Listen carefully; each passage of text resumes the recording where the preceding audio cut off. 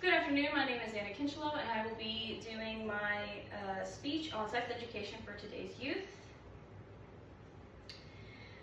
Sex education for our children is tremendously important and extremely lacking of information, leading to teen pregnancy, roughly 13.1 births per 1,000 15 to 19-year-olds, and the spread of STDs, roughly 10 million new cases per year between the ages of 15 to 24. Many states are not required to teach medically accurate sex education, which results in teen pregnancies and the spread of STDs and STIs, of which I believe that a policy enacting comprehensive and medically accurate sex education for our youth would solve these issues. After researching several policies that are enacted through the 50 states, it is my hope to persuade my audience that our young deserve comprehensive and medically accurate information about their reproductive health that pertains to their futures and their well-beings. Sex education should include the multitudinous types of contraceptives and the pros and cons of each one, the male and female reproductive systems, and the processes of birth from beginning to end, as well as general child care, the many types of STDs, STIs, the transmission and treatment, consent and healthy relationships, and LGBT and inclusivity, the instructions on types of doctors and exams such as mammograms, pap smears, and prostate exams, and the desegregation of gender-based instruction. Comprehensive sex education for today's youth so that their health for tomorrow, comprehensive sex education is needed for today's youth so that their health for tomorrow is not at risk. There's a multitude of instruction that can be taught within sex education. I believe that to start the basics of human reproduction, both male and female, including periods and breastfeeding, body structure and function, including the physical, psychosocial, and psychological basis of human development, sexuality, and reproduction. The varying STDs and how they are transmitted and how they may be treated. And lastly, the types of doctors in relation to the reproductive systems, and the exams that they may receive, including pap smears, mammograms, and prostate exams.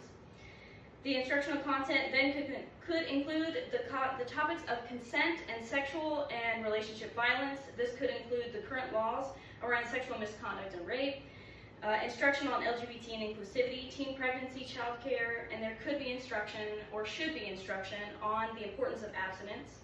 I believe that instruction should be desegregated for the benefit of boys and girls and the ability to learn the proper language and medically accurate information about both genders' reproductive functions. Additionally, 66% of girls and 84% of boys preferred the mixed gender or combination approach, while 34% of girls and 15% of boys did not. Additionally, some research suggests that for boys, single gender education may have a negative impact on their academic achievements. This desegregation can also reduce stigmas between males and females, reducing the likelihood of assault or violent relationships among peers. The statistics arise among the survivors of sexual assault and intimate partner violence. The most common age of victimization were 11 to 24, with 67% being female and 45% being male. The numbers were somewhat higher in LGBT high school students, who are about 3 times more likely to experience physical violence within partners. The numbers demonstrate the importance of consent instruction and the understanding of violence in relationships and how to avoid unsafe situations, communicate unsafe behaviors, and protect oneself in unsafe situations. Speaking to our youth about unsafe sex practices in regards to teen pregnancy is important, but this is also important with the likelihood of spreading STDs and STIs, with 34% of them in the last 3 months having had sexual intercourse, and 41% of them not using a condom. These numbers continue in the last decade, with chlamydia cases being 5.6% with 15 to 19-year-olds, gonorrhea cases being 1.5% with 15 to 19-year-olds, syphilis rates for 15 to 19-year-old females being 2.3 cases per 100,000, and syphilis rates for 15 to 19-year-old males being 5.8 cases per 100,000. Proper education on the spread of the diseases, prevention, and the use of condoms and other barrier protections and their effectiveness rates for STDs could reduce the spread of STDs. Educating our children will only result in the likelihood of protection and better outcomes. Keeping our children ignorant to these will only subject them to the harsher health risks. I believe that schools should discuss with medical authorities to give accurate, unbiased information and instruction to the schools. This may also prove the statistic that only 42.8% and 26.4% of children spoke with their doctors about STD and STD testing at a routine checkup. A harsh reality that some children are not given proper guidance about their reproductive health. If schools have a comprehensive and medically accurate sex education course given to them, they may be able to gain the knowledge in order to receive and acquire contraceptives, ask their doctor about STD and STI testing, especially if they become sexually active, report if they're in an unsafe relationship, or report if they have been assaulted. I believe that it could reduce the stigma and increase proper language surrounding reproductive health in our youth. Creating policies that demonstrate comprehensive sex education with medically accurate information would reduce the teen pregnancy rates and the rates of STDs, as well as generally educate today's youth and their overall reproductive health with proper knowledge. After observing several different states' policies on sex education and their standards, I've determined that my most ideological policy on sex education would be Vermont. There's a mandate for their comprehensive health education and program in public schools. The content must be culturally competent. There's some instruction on abstinence, although it is not focused, as I agree to this, as children will typically not abstain from sexual intercourse, with 20% of 9th graders having participated in sexual intercourse and 57% of 12th graders having participated in sexual intercourse, according to the American Journal of Health Behavior. Instruction on sexual violence is within their instruction, and although they are not required for medically accurate information, they are required to work with medical authorities for some of their instruction. Additionally, the state law requires that comprehensive health program teaches body structure and function, including human development and reproduction, diseases, STDs and prevention of diseases, family health and mental health, and human growth and development. All of this to say that in the state of Vermont in 2022, they remain the second lowest in teen pregnancy rates, with a 5.8 birth per 1,000 females aged 15 to 19. The opposite end of that spectrum is Mississippi, with the highest teen birth rate of 27.9 births per 1,000 females, and Arkansas with the second highest birth rate at 27.8 births per 1,000 females. Mississippi's standard for sex education includes the abstinent only or abstinent plus, which includes the effects of not abstaining, the harmful effects of bearing a child out of wedlock, the social and economic burden placed on others, how to handle unwanted sexual advances, sexual activity before marriage, some STDs, current state law regarding rape, and that faithful monogamous marriage is the only setting for intercourse. Additionally, the curriculum teaches that sodomy is outlawed, although the criminalization of homosexuality was viewed as unconstitutional. They're not required to teach consent utilizing that term, but more importantly, there's no requirement to be medically accurate. In Arkansas, it's extremely restrictive.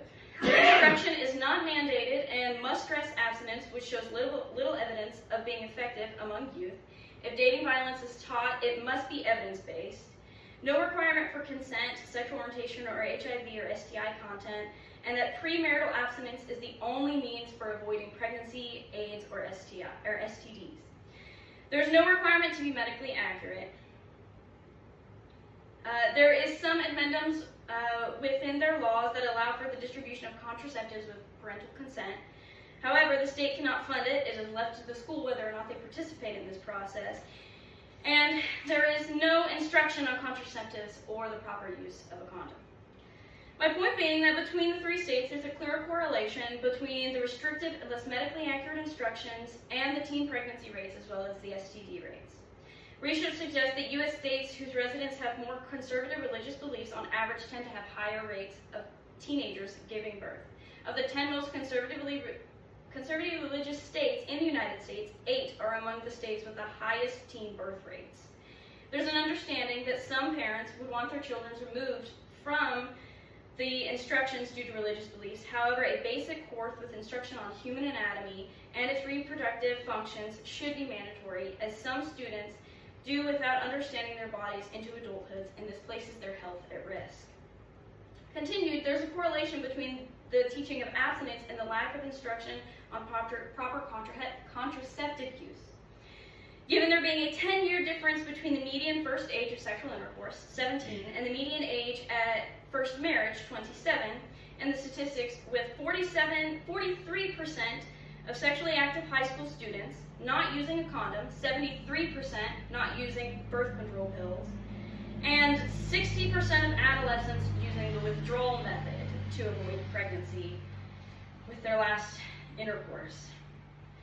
These statistics are alarming when they can be avoided and corrected with simple, accurate instruction on the reproductive system, contraceptive use, health care, and positive relationships. States should also consider comprehensive sex education, because teen pregnancy and childbirth accounted for at least $9.4 billion in cost to U.S. taxpayers.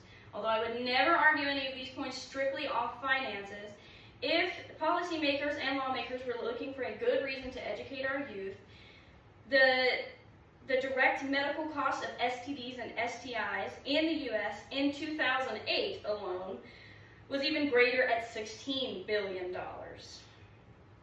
Our youth are surrounded by the misinformation of the internet, the indiscrepancies of each state having different policies, and the overall stigmas that surround sex education. It is incredibly important to give our children comprehensive and medically accurate information regarding their sex education so that they can make informed decisions regarding their futures and their bodies. We want our daughters to be informed about their contraceptive decisions, not only so that they can be protected, but so that they can be informed about whether it may affect their fertility, how it may benefit them if they have irregular menstruation or hormonal deficiencies. We want our men to be knowledgeable not only on women's bodies and how they work, but on their own bodies, so that if they become ill, they can go to a doctor before these symptoms become exacerbated. 1,174 U.S. males ages 18 years or older, the Cleveland Clinic found that 72% of men would rather do household chores than go to a doctor for chronic or severe illness.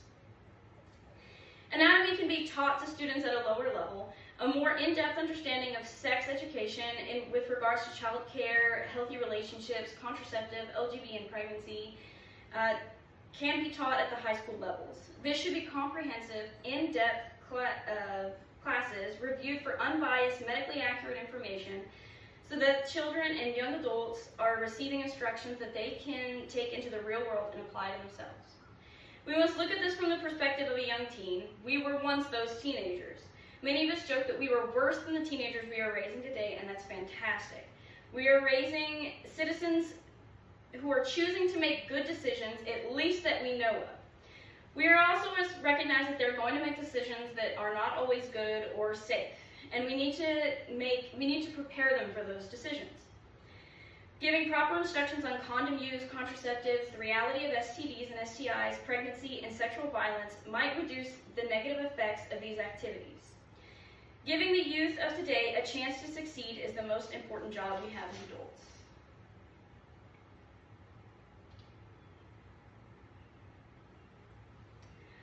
I want my daughter and her future children, your children and their children, to be educated so that they may have a better future, a healthier future.